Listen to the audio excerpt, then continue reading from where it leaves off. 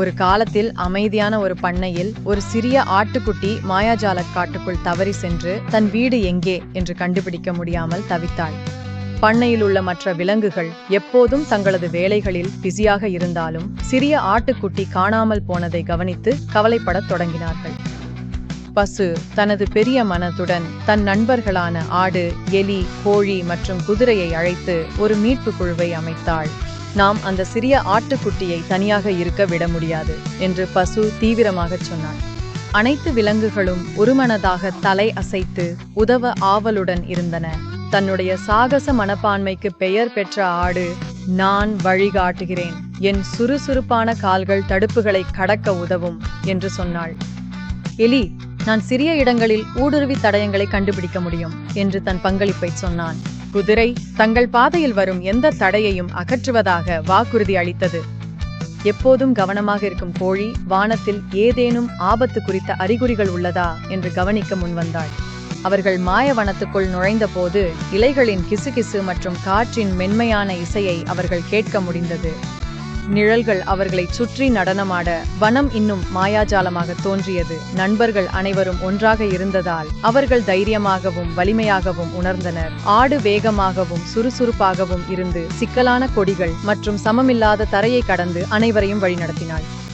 எலி முன்னே ஓடி ஆட்டுக்குட்டி இருக்கும் இடத்துக்கு வழிகாட்டக்கூடிய தடயத்தை நுகர்ந்து கண்டுபிடித்தது. கோழிக்கு திடீரென ஒரு புத்திசாலித்தனமான யோசனை வந்தது.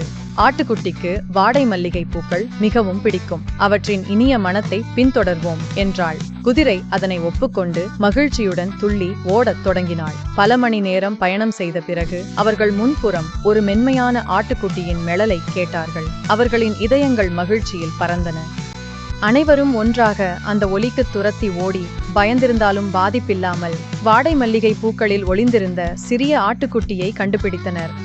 மிகுந்த நிம்மதியுடன் பசு ஆட்டுக்குட்டியை ஆறுதல் கூறினாள். நாங்கள் உன்னை கண்டுபிடித்தோம், உன்னை வீட்டிற்கு அழைத்துச் செல்லலாம் என்று கூறினார்கள். அனைவரும் ஒருங்கிணைந்த முயற்சியில் குதிரை ஆட்டுக்குட்டியை தனது முதுகில் கவனமாக ஏற்றி மற்றவர்கள் கண்காணிப்பில் இருந்தனர். விவசாய பண்ணைக்கு திரும்பியதும் அவர்கள் அனைவரும் வெற்றிகரமான சாகசத்தை கொண்டாடினார்கள். பசுவின் புத்திசாலித்தனமான தலைமையும் ஆட்டின் சாகசமான வழிகாட்டலும், எலியின் புத்திசாலித்தனமான வழிகாட்டுதலும், கோழியின் விழிப்பும், குதிரையின் வலிமையும் அந்த நாளை காப்பாற்றின.